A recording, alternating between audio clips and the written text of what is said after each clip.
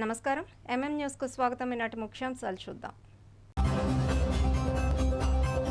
విజయనగరం డివిజన్ల పునర్విభజన షెడ్యూల్ మార్పు. 62 డివిజన్ల ప్రక్రియపై కమిషనర్ బాలస్వామి ప్రకటన.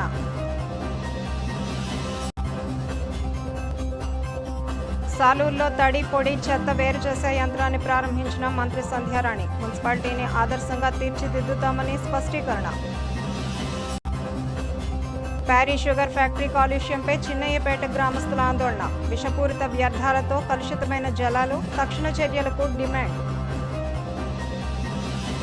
విజయనగరం నగరపాలక సంస్థ పరిధిలోని డివిజన్ల పునర్విభజన ప్రక్రియలో ప్రభుత్వం స్వల్ప మార్పులు చేసినట్లు మున్సిపల్ కమిషనర్ బాలస్వామి ఒక ప్రకటనలో తెలిపారు. నగరంలోని ప్రస్తుత 50 డివిజన్ల సంఖ్యను 62కు పెంచుతూ ప్రభుత్వం గతంలోనే ఉత్తర్వులు జారీ చేసిన సంగతి తెలిసిందే. దీనికి అనుగుణంగా జరుగుతున్న విభజన ప్రక్రియ యొక్క తాజా గడువులను ఆయన వివరించారు.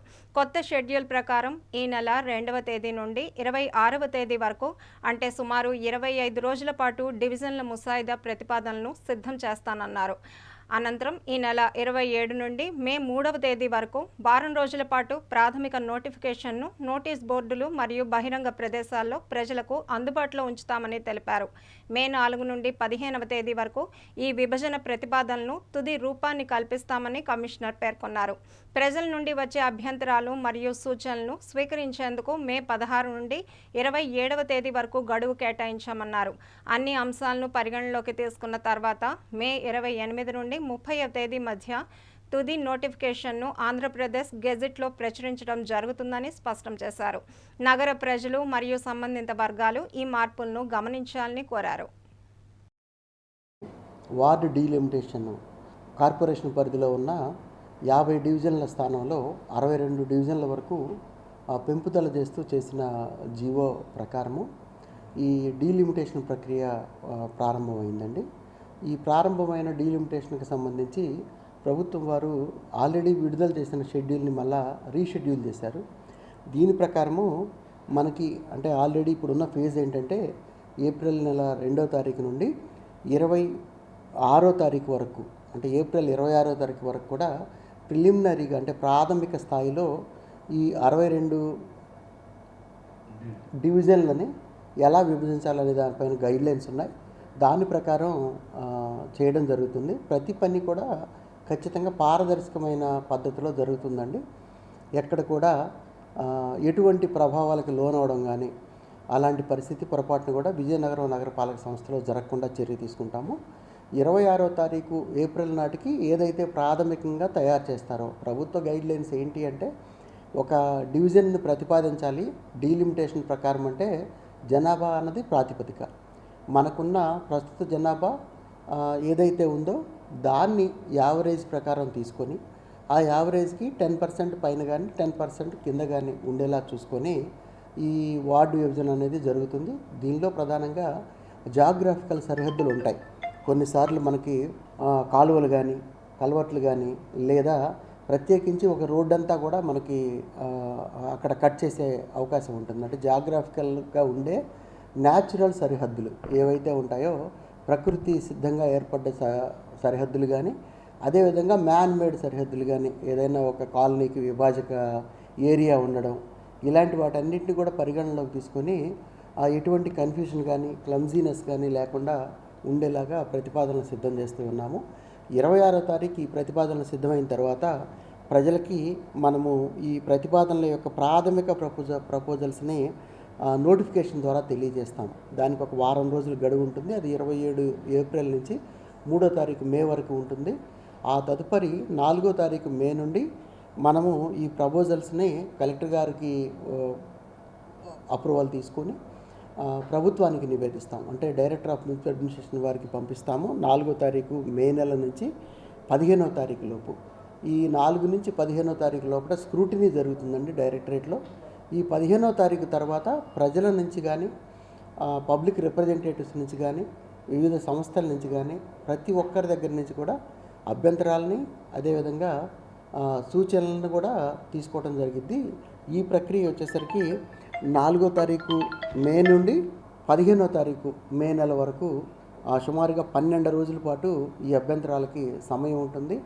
ఒకవేళ ఈ బౌండరీస్ కానీ ఏ ఏ డివిజన్లో ఏ ప్రాంతాలు ఉన్నాయన్న విషయం పైన అభ్యంతరాలు కానీ ఏమైనా ఉన్నట్లయితే ప్రజల నుంచి కానీ ఇటు పబ్లిక్ రిప్రజెంటేటివ్స్ నుంచి కానీ అందరి దగ్గర నుంచి కూడా తీసుకొని వాటిని న్యాయబద్ధంగా ఉన్నట్లయితే కన్సిడర్ చేయటము లేదా రిజెక్ట్ చేయడము లేదా అభ్యంతరాలని సూచనల్ని పరిగణలోకి తీసుకొని ఫైనల్ డ్రాఫ్ట్ని 16 మే నుంచి 27వ తారీఖు మేలో మనం ప్రకటించడం, తదుపరి 28 మే నుంచి 30వ తారీఖు మే వరకు మనం ఈ ప్రక్రియను పూర్తి చేసి ఫైనల్ నోటిఫికేషన్ ఇవ్వడం జరుగుతుందండి.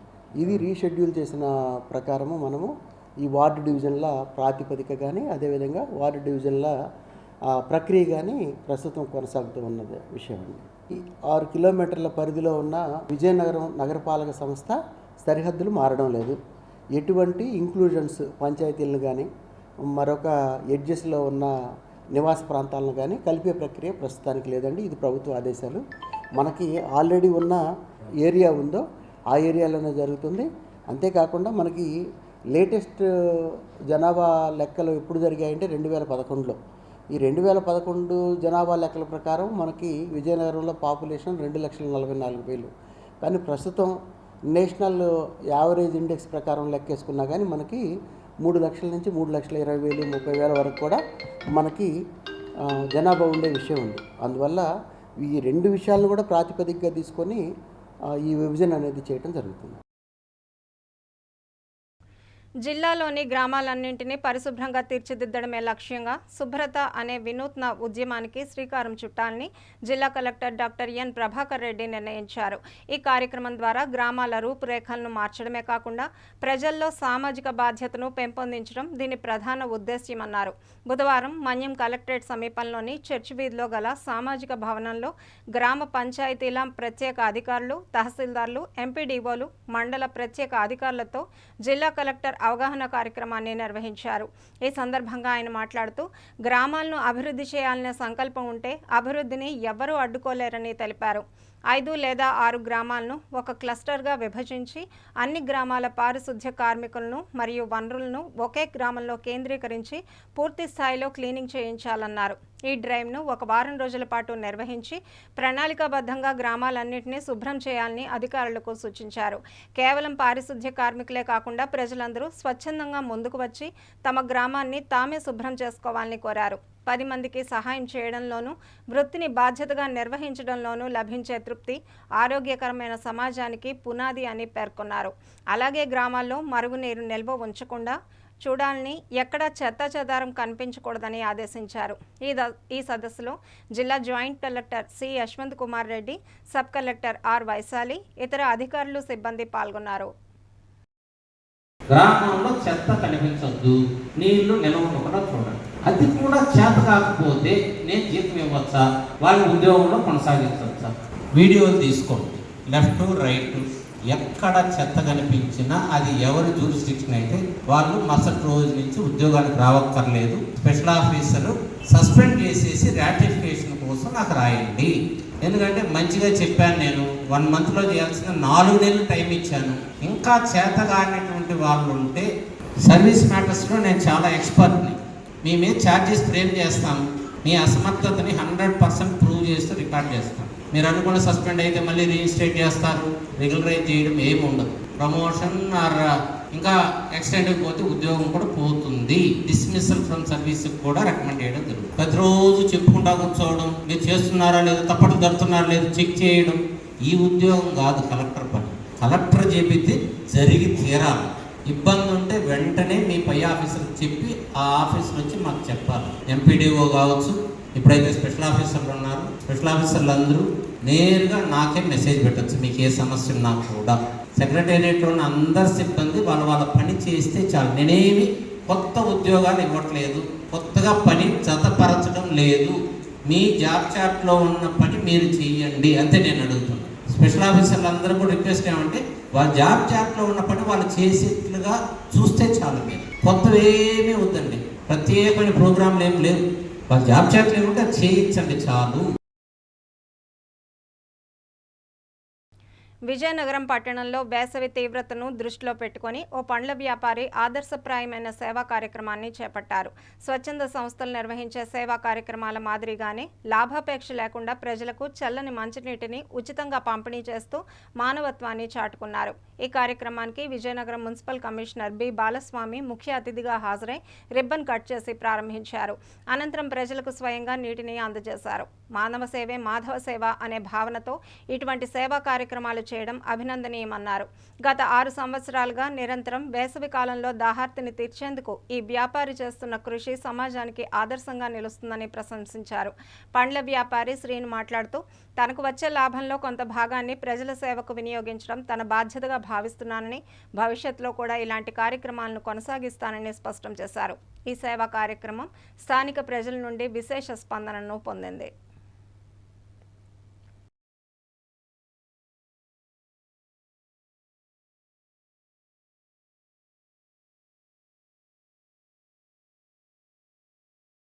మరి యాసీకాలం ఏదో ఒకటి చేయాలన్న ఒక ఆలోచనతో ఈ యొక్క సెంటర్లోనే కూలింగ్ వాటర్, మిల్లర్ వాటర్ ఎవరు కూడా వాళ్ళు వచ్చి వాళ్ళంతా తాగేసి వెళ్ళడానికి మాత్రమే, బాటిల్ ఎట్టి పరిస్థితులు పట్టరాదు. మరి ఈ కార్యక్రమం చేయడానికి మాకు నేనే ధనవంతుడిని కాదండి, నేను ఇదే సెంటర్లో పలుబండి వేసుకుని ఉంటుంటాను. నేను ఈ సమాజమే బతుకుతున్నాను కాబట్టి ఈ సమాజంకి ఏదో ఒకటి చేయాలన్న ఒక ఆలోచనతో నేను ఒక 10 రూపాయలు సంపాదిస్తే 10 రూపాయలు రూపాయి పక్కన ఇస్తానండి.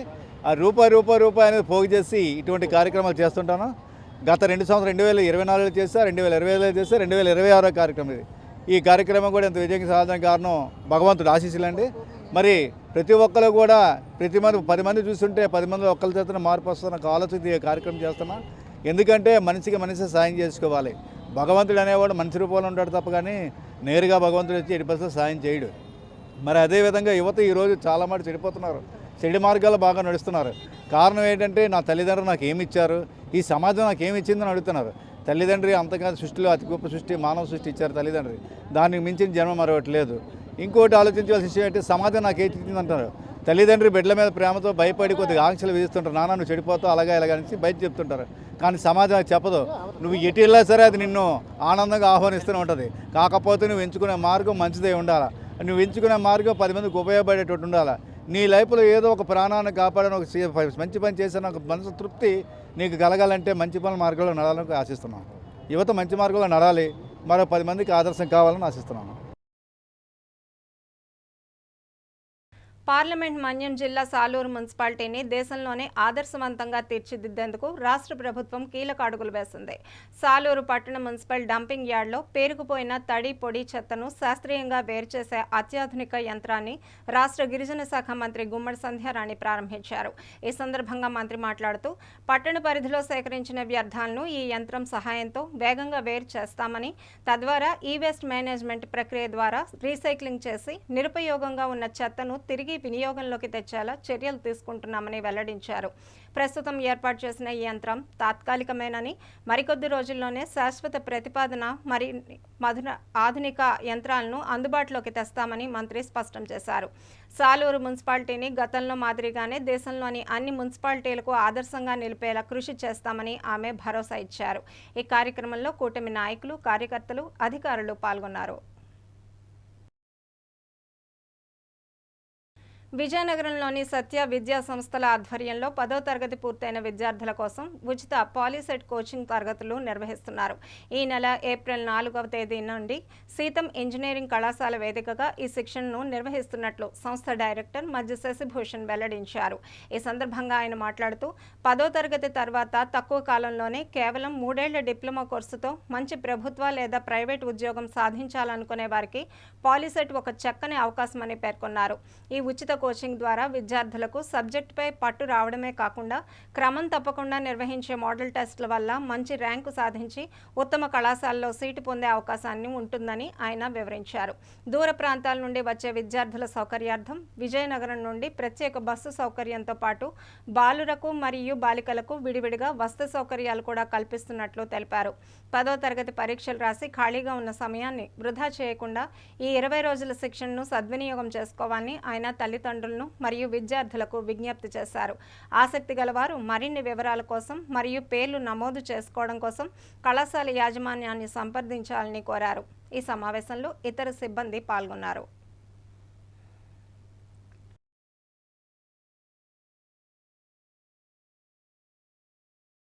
మా సత్య విద్యా సంస్థ అయిన సీతం కళాశాలలో ఏప్రిల్ 4వ తారీఖు నుంచి కూడాను మనం ఏంటంటే పాలిసెట్ ఫ్రీ కోచింగ్ కండక్ట్ చేస్తున్నాము.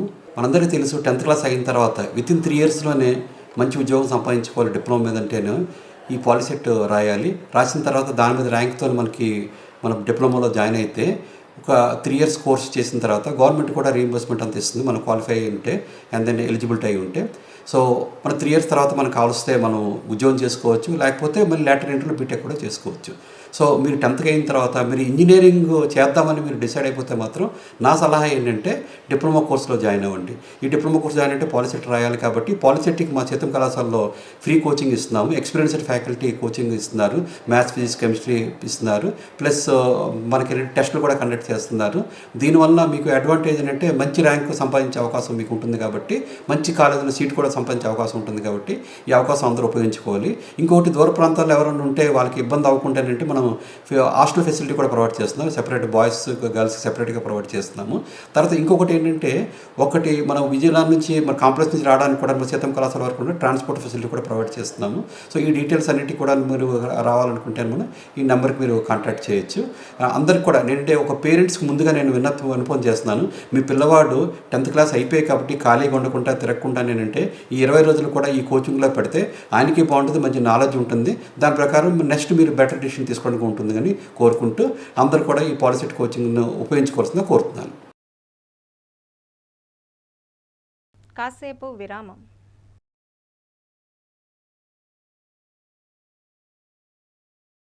అందమంటేనే ఆడవాళ్ళు, మరి మన ఆడవాళ్ళకి మరింత అందం చేకూర్చేది బంగారం.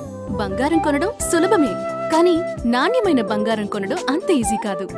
సంప్రదాయమైన కలెక్షన్స్, నాణ్యమైన ఆభరణాలు, సామాన్యుడికి కూడా అందుబాటైన ధరలు, నమ్మకమైన పేరు, అది మన ధనలక్ష్మి జ్యువెలర్స్. మా బామ్మ ఎప్పుడు చెప్పేది, ఒక్కసారి ధనలక్ష్మి జ్యువెలర్స్ లో బంగారం కొంటే మళ్ళీ మళ్ళీ కొంటూ ఉంటామని. ధనలక్ష్మి జ్యువెలర్స్, డాబా తోట, MG road, Vizianagaram.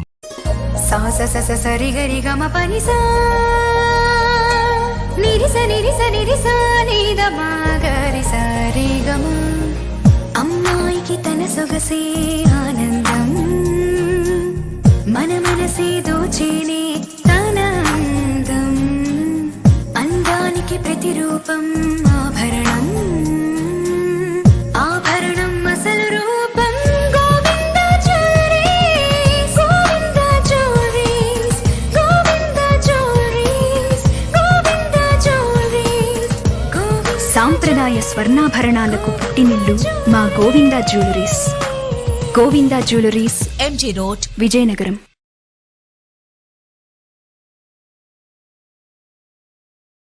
Welcome back. Vizianagaram జిల్లా రాజాం నియోజకవర్గ కేంద్రంలో భారతీయ జనతా పార్టీ నూతన కార్యాలయాన్ని ఆ పార్టీ జిల్లా అధ్యక్షులు ఉప్పలపాటి రాజేష్ వర్మ ఘనంగా ప్రారంభించారు. ఈ సందర్భంగా ఆయన మాట్లాడుతూ ప్రపంచంలోనే 14 కోట్ల మంది సభ్యులతో అతిపెద్ద రాజకీయ శక్తిగా ఎదిగిన ఏకైక పార్టీ భారతీయ జనతా పార్టీ అని కొనియాడారు. ప్రజలకు పార్టీని మరింత చేరువ చేసే లక్ష్యంతోనే నియోజకవర్గాల వారీగా ఈ కార్యాలయాలను ఏర్పాటు చేస్తున్నట్లు ఆయన వెల్లడించారు. స్థానిక ప్రజలు తమ సమస్యలను నేరుగా కార్యాలయానికి వచ్చి తెలియజేయవచ్చునని, వాటిని పరిష్కరించేందుకు తాము నిరంతరం కృషి చేస్తామని రాజేష్ వర్మ భరోసా ఇచ్చారు.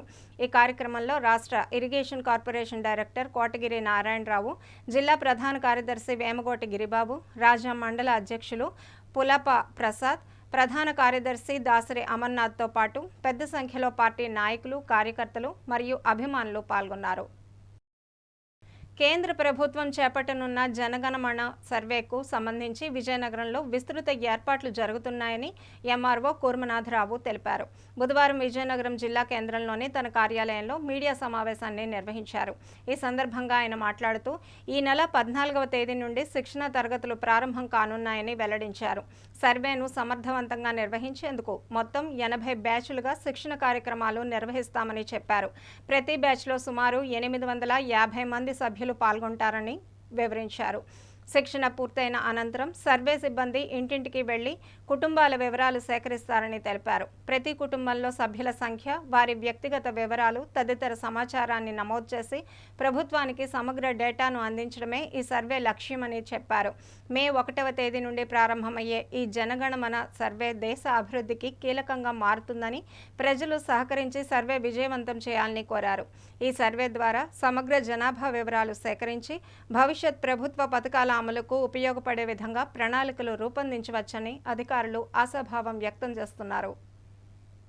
వచ్చే నెల మే 1వ తేదీ నుంచి కేంద్ర ప్రభుత్వం జనగణన సెన్సస్ ప్రోగ్రాము స్టార్ట్ అవుతుంది. దీనికి గాను ఈ నెల 14వ తారీఖు నుండి ఎన్యూమరేటర్స్ అందరికీ కూడా ట్రైనింగ్ ఇప్పించడం జరుగుతుంది. దీనికి గాను ఎన్యూమరేటర్స్ మనకి టోటల్గా విజయనగరం మండలంలోని 80 బ్లాకులుగా విడదీయడం జరిగింది. ఈ 80 బ్లాక్స్లో ఒక్కొక్క బ్లాక్కి 850 ఇల్లుల వరకు 850 మంది జనం వరకు మనం ఎన్యూమరేషన్ జరుగుతుంది. ప్రతి బ్లాక్కి ఒక ఎన్యూమరేటర్ ఉంటారు. ఆ ఎన్యూమరేటరు ప్రతి ఇంటికి వచ్చి వారి యొక్క ఎవరైతే ఇంట్లో ఉన్నారో, ఎంతమంది సభ్యులు ఉన్నారో సభ్యుల యొక్క వివరాలు, అదేవిధంగా వాళ్ళ ఇంట్లో ఉపయోగిస్తున్నటువంటి ఇతర వివరాలు కూడా ప్రతి ఒక్కరిని కనుక్కోవడం జరుగుతుంది.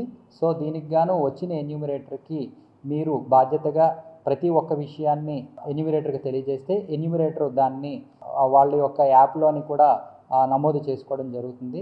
సో ఎన్యూమరేటర్ వచ్చినప్పుడు ప్రతి ఒక్కరూ కూడా బాధ్యతగా వారి యొక్క సమాచారాన్ని ఎన్యూమరేటర్కి అందించవలసిందిగా మీ ద్వారా మేము కోరుకుంటున్నాము.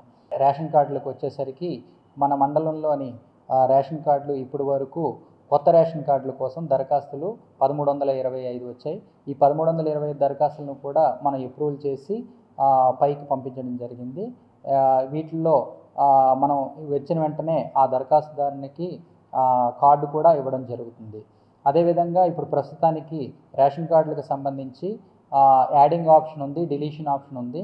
ఇది కంటిన్యూస్ ప్రాసెస్ కాబట్టి మీరు సంబంధిత సచివాలయంలోకి వెళ్ళి మీరు అప్లికేషన్ పెట్టుకుంటే యాడింగ్ అయితే యాడింగ్, డిలీషన్ అయితే డిలీషన్, వెంటనే ఒక 1 వీక్లో ఆ అప్లికేషన్ని క్లోజ్ చేయబడుతుందని తెలియజేయండి.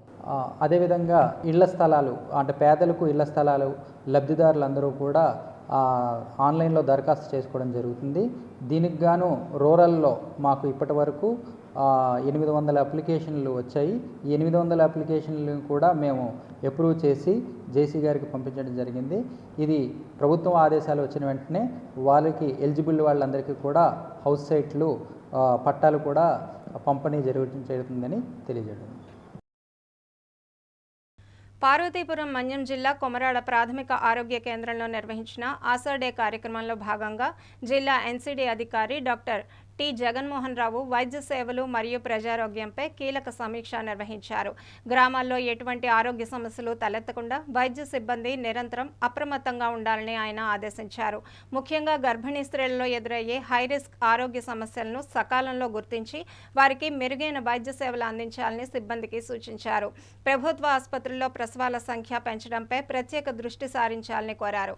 ప్రస్తుతం పెరుగుతున్న ఎండల దృష్ట్యా వేసవిలో వచ్చే ఆరోగ్య సమస్యలపై ప్రజలకు విస్తృతంగా అవగాహన కల్పించాలని, అన్ని ప్రాథమిక ఆరోగ్య కేంద్రాలు మరియు గ్రామాల్లో ఓఆర్ఎస్ ప్యాకెట్లు అందుబాటులో ఉంచాలని స్పష్టం చేశారు. ఓఆర్ఎస్ వినియోగించే విధానం మరియు వడదెబ్బ తగలకుండా తీసుకోవాల్సిన జాగ్రత్తలపై ఆయన సిబ్బందికి రీఓరియంటేషన్ కల్పించారు. ఈ కార్యక్రమంలో వైద్య అధికారి డాక్టర్ జి దేవేంద్ర, ఆరోగ్య పర్యవేక్షకులు నరసింగరావు, విజయ్ నిర్మల మరియు ఆశా కార్యకర్తలు పాల్గొన్నారు. ఆశా డే సందర్భంగా కొమరాడ ప్రాథమిక ఆరోగ్య కేంద్రంలో నిర్వహించిన ఆశా డే కార్యక్రమంలో పాల్గొని వైద్య ఆరోగ్య శాఖకు సంబంధించిన ఆరోగ్య కార్యక్రమాలు అమలు తీరు, అలాగే అందుతున్న వైద్య సేవల తీరుపై సమీక్ష నిర్వహించడం జరిగింది. ఈరోజు ఆశా డేలో సారాంశం ఏంటంటే ఈ మాతా శిశు ఆరోగ్యానికి సంబంధించి, అలాగే పోషణ, అలాగే ఈ రకాల వాళ్ళకి గ్రామీణ స్థాయిలో వాళ్ళు నిర్వహించిన కార్యక్రమాల గురించి ఏ విధంగా పర్యవేక్షణ చేస్తున్న అంశాలపై వాళ్ళని సమీక్షించడం జరిగింది. ముఖ్యంగా ఈ మారుమూల గ్రామీణ ప్రాంతాలు అయితేనేమి, అలాగే గిరిజన గ్రామీణ ప్రాంతాల్లో కూడా ఈ గర్భిణీలకు సంబంధించిన ఆరోగ్యంపై ప్రత్యేక శ్రద్ధ తీసుకుంటూ, అలాగే ముఖ్యంగా ఐరిస్ గర్భిణీలను గుర్తించడంలో వాళ్ళకి ప్రత్యేకంగా తగు సూచనలు ఇవ్వడం జరిగింది. సమస్య మనం ఎంత త్వరగా గుర్తించి నివారించగలిగితే మనం తీవ్రత నుంచి కాపాడుకోవచ్చు. అలాగే నిర్దేశించిన షెడ్యూల్ ప్రకారము గడువు తేదీలో ఒక టీకాలు వేయడం, అది కూడా మన శిశు ఆరోగ్య కార్యక్రమం ముఖ్యంగా వస్తుంది. అలాగే మరి ప్రస్తుతం వేసవికాల రీత్యా ఖచ్చితంగా మనం ప్రజల్లోకి అవగాహన కల్పించాలి. ఈ వేసవి అంటే వాతావరణ ఉష్ణోగ్రత పెరుగుతున్న వల్ల దానివల్ల వచ్చే అనారోగ్య సమస్యలు, వాటిపై పూర్తిగా వాళ్ళకి తగు సూచనలు జరిగింది. అలాగే అందుకు సంబంధించిన కరపత్రాలు అయితేనేమి, అలాగే ఓఆర్ఎస్ ప్యాకెట్లు కూడా అందుబాటులో ఉన్నవి లేనివి కూడా వాళ్ళని అడగడం జరిగింది. ప్రతి ఒక్కరు కూడా గ్రామీణ స్థాయిలో ఓఆర్ఎస్ ప్యాకెట్లు అందుబాటులో ఉంచుకోవాలి. ముఖ్యంగా ప్రజల్లో అవగాహన కల్పించి ఈ వేసవి రీత్యా ఎటువంటి అనారోగ్య సమస్యలు వస్తాయి, రాకుండా ఏ విధంగా జాగ్రత్త తీసుకోవాలి అనే అంశాలపై ప్రతి ఒక్కరు కూడా అటు కమ్యూనిటీ హెల్త్ వర్కర్ రంగం నుంచి వైద్య అధికారుల వరకు కూడా ఈ అవగాహన కార్యక్రమాలను ఈ గ్రామీణ స్థాయిలో చేపట్టాలి తప్పనిసరిగా. ఆ విధంగా వాళ్ళకి సూచనలు ఇవ్వడం జరిగింది. మన వైద్య సిబ్బంది మిగతా శాఖల సమన్వయంతో ఖచ్చితంగా ఈ అవకాశాన్ని సద్వినియోగం చేసుకొని గ్రామీణ ప్రాంతాల్లో ఈ జ్వరాలను త్వరగా గుర్తించి ఎటువంటి సమస్యలు లేకుండా చూసుకుని అప్రమత్తంగా ఉండాలని కోరుకుంటూ, ముఖ్యంగా ఈరోజు ఆషాఢ సందర్భంగా గ్రామీణ ప్రాంతాల్లో ఆరోగ్య సమస్యలు గుర్తించడంలో మన ఆశాలు అలాగే CSWలు చాలా కీలకంగా వ్యవహరించాలని తెలియజేస్తూ, ప్రతి హిందువు సనాతన ధర్మం పాటిస్తూ సనాతన ధర్మ ప్రాముఖ్యతను ప్రతి ఒక్కరికి తెలియజేసే విధంగా కృషి చేయాలని కాశీ మహాక్షేత్రం శ్రీ దత్తపీఠం దత్తాత్రేయ స్వామి ఉపాసకులు స్వామి సదానంద పిలుపునిచ్చారు. బుధవారం విజయనగరంలో జరిగిన ఒక కార్యక్రమానికి ఆయన ముఖ్య అతిథిగా హాజరయ్యారు. ఈ సందర్భంగా ఆయన మీడియాతో మాట్లాడుతూ సనాతన ధర్మంలో ఉపనయన కార్యక్రమానికి చాలా విశిష్టత ఉందన్నారు. ఉపనయనం అనేది తల్లిదండ్రులు, గురువులు, దైవం, సమాజం పట్ల బాధ్యత పెంచేదని వివరించారు. యువత సనాతన ధర్మం పాటిస్తూ సన్మార్గంలో నడుచుకోవాలని, ఆధ్యాత్మిక చింతన కలిగి ఉండాలని, సేవాభాగం పెంపొందించుకోవాలని సూచించారు. మొదటిది ఉపనయనం అంటే రెండో జన్మతో సమానం. మొదటిది తల్లి గర్భం నుంచి శిశువుగా జన్మిస్తాడు. రెండవ జన్మ అంటే గురువు నుంచి ఒక ఉన్నతమైన వ్యక్తిగా జన్మించడానికి చేసే కార్యక్రమమే ఈ ఉపనయనం. ఉప అంటే దగ్గరగా, నయనము అంటే ప్రయాణం. ఈ ఉపనయనాన్ని దేవునికి దగ్గరగా, గురువుకి దగ్గరగా తీసుకెళ్ళడాన్ని ఈ ఉపనయన కార్యక్రమం చేస్తారు. ఈ ఉపనయనం చేసినప్పుడు యజ్ఞోపవేతం దారం చేస్తారు. ఈ యజ్ఞోపవేతం దారంలో 3 పోగులు ఉంటాయి. ఒక్కొక్క పోగు ఒక్కొక్క బాధ్యతని మనకి గుర్తు చేస్తూ ఉంటుంది. మొదటిది పోగు తల్లిదండ్రుల మీద బాధ్యత, రెండవ పోగు ప్రకృతి మీద, భగవంతుడి మీద బాధ్యత, మూడవ పోగు గురువు మీద బాధ్యత, దేవుడి మీద బాధ్యత కూడా తెలియజేస్తూ ఉంటుంది. ఈ ఉపనయనం అయిన దగ్గర నుంచి ఉపనయనంలో గాయత్రి మంత్రం ఉపదేశం చేస్తాడు గురువు. ఆ గాయత్రి మంత్రం నిత్యం అనుష్ఠానం చేయడం వలన ఆ జ్ఞానం పెరిగి ఒక బాధ్యతాయుతమైన క్రమశిక్షణాపూరితమైన వ్యక్తిత్వంగా తయారవుతూ ఆధ్యాత్మిక స్థితిలో జీవనం సాగిస్తూ దేశానికి ఉన్నతమైన పౌరుడిగా తీర్చిదిద్దబడతాడు. ఒక రకంగా చెప్పాలంటే అజ్ఞానం అనే చీకటి నుండి జ్ఞానం అనే వెలుగుగా ప్రవహించే మార్గమే ఈ ఉపనయన సంస్కారం. ఉపనయన సంస్కారం ఈ కార్యక్రమం బ్రహ్మశ్రీ చిన్నాంజనేయ స్వామి దేవస్థానం అర్చకులు ఆరవెల్లి రామాచార్యులు వారి యొక్క ఏకైక కుమారుడు చిరంజీవి సాయి సంపత్ ఆచార్యులకి ఉపనయన సంస్కారం చేయుటకు ఈరోజు పెద్దలు దైవజ్ఞులు నిర్ణయించారు. వేదంలో జాయిన్ అవ్వడానికి ప్రప్రథమంగా ఈ యొక్క ఉపనయన సంస్కారం చేయడం జరిగింది. ఈ ఉపనయన సంస్కారానికి పరమ పూజ్య గణపతి సచ్చిదానంద స్వామి వారి శిష్యులు శ్రీ సాధనానంద స్వామి వారు ఈ కార్యక్రమానికి విచ్చేశారు కాశీ నుండి. సహజంగా ప్రకృతి వేరు, భగవంతుడు వేరు అన్నది కాదు. ప్రకృతి, భగవంతుడు రెండు కూడా ఒకటే. ఏది ఎలా చెప్పినా సరే శాస్త్రం కానీ, శాస్త్ర పరిజ్ఞానం కానీ లోకానికి హితం చేయడమే పరమావధి. ఇటువంటి బృహత్కర కార్యక్రమంలో స్వామివారు మాయందు, అలాగే విజయనగరం పురప్రజల యందు కూడా అనుగ్రహించి విచ్చేసి ఉపనయనం యొక్క విశిష్టతను వారు తెలియజేశారు. మా కార్యక్రమానికి వచ్చినందుకు అందరికీ కూడా, అలాగే వారి యొక్క మంచి వార్తని జనులందరూ కూడా వినాలనేటువంటి ఒక మంచి సంకల్పం మా కుటుంబం మా దగ్గర జరగడం నిజంగా భగవత్ అనుగ్రహం. విజయనగరం జిల్లా రేగిడి మండలం చిన్నయ్యపేట గ్రామస్తులు ప్యారిస్ షుగర్ ఫ్యాక్టరీ యాజమాన్యం తీరుపై తీవ్ర ఆగ్రహం వ్యక్తం చేస్తున్నారు. ఫ్యాక్టరీలో ఇథనాల్ స్పిరిట్ తయారీ వల్ల వెలువడుతున్న విషపూరిత వ్యర్థాలు తమ ప్రాణాల మీదకు వస్తున్నాయని ఆందోళన చెందుతున్నారు. ఫ్యాక్టరీకి ఆనుకొని ఉన్న ఔట్ చెరువులోకి రసాయన వ్యర్థాలను యథేచ్ఛగా వదలడం వల్ల భూగర్భ జలాలు పూర్తిగా కలుషితమయ్యాయని గ్రామస్తులు ఆవేదన వ్యక్తం చేస్తున్నారు. ఈ కలుషిత నీటి ప్రభావంతో గ్రామంలోని ప్రజలు చర్మ సంబంధిత వ్యాధులు, శ్వాసకోశ ఇబ్బందులు మరియు తీవ్రమైన కీళ్ల నొప్పుల వంటి దీర్ఘకాలిక ఆరోగ్య సమస్యల బారిన పడుతున్నారు. మరోవైపు ఫ్యాక్టరీ స్థాపన సమయంలో స్థానికులకు ఇంటికి ఒక ఉద్యోగం ఇస్తామని నమ్మబలికిన యాజమాన్యం ఇప్పుడు కనీసం లేబర్ పనులకు కూడా రానివ్వకుండా ఉపాధికి దూరం చేస్తోందని స్థానికులు మండిపడుతున్నారు.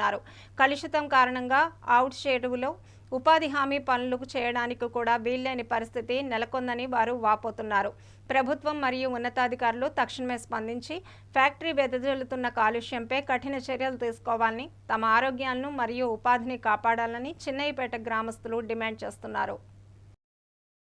మాకు ఈ ఫ్యాక్టరీ వల్ల వాటర్ భూములు వెళ్ళి జల్లించి కెమికల్ వాటర్ అనేది వచ్చేస్తుంది. మాకు ఉపాధి పని కూడా కొంచెం చేస్తాము ప్రభుత్వం కల్పించింది అనేసరికి మాకు వచ్చేసరికి చెరువు నుంచి వాటర్ వచ్చి ఒక రోజు వచ్చిన వాళ్ళు మరుసటి రోజు రావట్లేదు. తలనొప్పి, జ్వరాలు, కాళ్ళు నొప్పులు, తామరలు, వాటర్లో దిగిన వాళ్ళకల్లా తామరలు వచ్చేస్తాయి. దానివల్ల దగ్గు అని ఎఫెక్ట్ వచ్చేస్తుంది.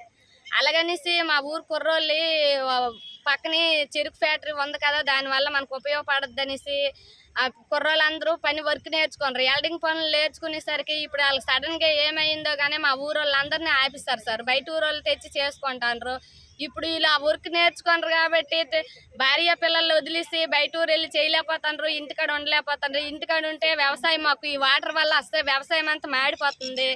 దానివల్ల అందరికి అనారోగ్యాలు వచ్చేస్తాయి. ఈ వర్క్ నేర్చుకున్న లేట్ అవుతుంది. బయట ఊరి నుంచి తెచ్చుకుంటారు, వర్క్ పెట్టుకుంటారు. అప్పుడు భూములు అల్లి ఇచ్చిన మా ఊరోలే ఇప్పుడు మా ఊర్లో ఆపేస్తాను. దయచేసి మమ్మల్ని లోపలికి అలర్ట్ చేసి ఎల్డింగ్ పనులకి మళ్ళీ ఈ వర్క్ నేర్చుకున్న వాళ్ళ పనులకి పిల్లమని ప్రభుత్వం వాళ్ళకి ఆదేశం ఇవ్వాలని కోరుచున్నాము. మాకు ఏ పనులు లేవు. చెరువు పనికి వస్తే చెరువు పని లేదు. కుర్రోళ్ళు లాంటి వాళ్ళు ఎవరో ఎల్డింగ్ పని చేసుకుంటామంటే వాళ్ళు రానివ్వట్లేదు. మా చాలా చిన్న గ్రామం, ఏది పండిస్తామని అవ్వట్లేదు, ఏది అవ్వట్లేదండి. మాకు దయచేసి ప్రభుత్వం మమ్మల్ని ఆదుకోవాలని కోరుచున్నాము. విజయనగరం జిల్లా బొండపల్లిలో అర్ధరాత్రి వేళ దొంగతనానికి ప్రయత్నించిన దుండగుడిని ఇద్దరు మహిళలు ధైర్యంగా ఎదిరించిన సంఘటన స్థానికంగా కలకలం రేపింది. గ్రామానికి చెందిన కెలపర్తి రామలక్ష్మి రాత్రి సమయంలో తన ఇంటి ఆవరణలో ఉండగా గుర్తు తెలియని వ్యక్తి ఒక్కసారిగా ఆమెపై కర్రతో తలపై దాడి చేశాడు. అనంతరం ఆమె మెడలో ఉన్న బంగారు గొలుసును అపహరించేందుకు ప్రయత్నించాడు. అయితే ఊహించని ఈ దాడితో షాక్కు గురైనప్పటికీ ఇంట్లో ఉన్న ఇద్దరు మహిళలు ఏకమై సదరు దుండగుడిని గట్టిగా ప్రతిఘటించారు. వీరి ధైర్యానికి భయపడిన ఆ వ్యక్తి పెనుగులాట్లో తెగిపోయిన గొలుసును అక్కడే వదిలేసి చీకట్లోకి పరారయ్యాడు. ఈ దాడిలో తీవ్రంగా గాయపడిన రామలక్ష్మిని వెంటనే గజపతి నగరం ప్రభుత్వ ఆసుపత్రికి తరలించి వైద్య సేవలు అందించారు. సమాచారం అందుకున్న ఎస్ఐ మహేష్ బుధవారం ఉదయం సంఘటనా స్థలానికి చేరుకొని వివరాలు సేకరించారు. బాధితుల ఫిర్యాదు మేరకు కేసు నమోదు చేసి పరారీలో ఉన్న నిందితుడి కోసం గాలింపు చర్యలు చేపట్టినట్లు పోలీసులు తెలిపారు. ఇక వార్తలు ముగించే ముందు ముఖ్యాంశాలు మరోసారి చూద్దాం. విజయనగరం డివిజన్ల పునర్విభజన షెడ్యూల్ మార్పు, 62 డివిజన్ల ప్రక్రియపై కమిషనర్ బాలస్వామి ప్రకటన.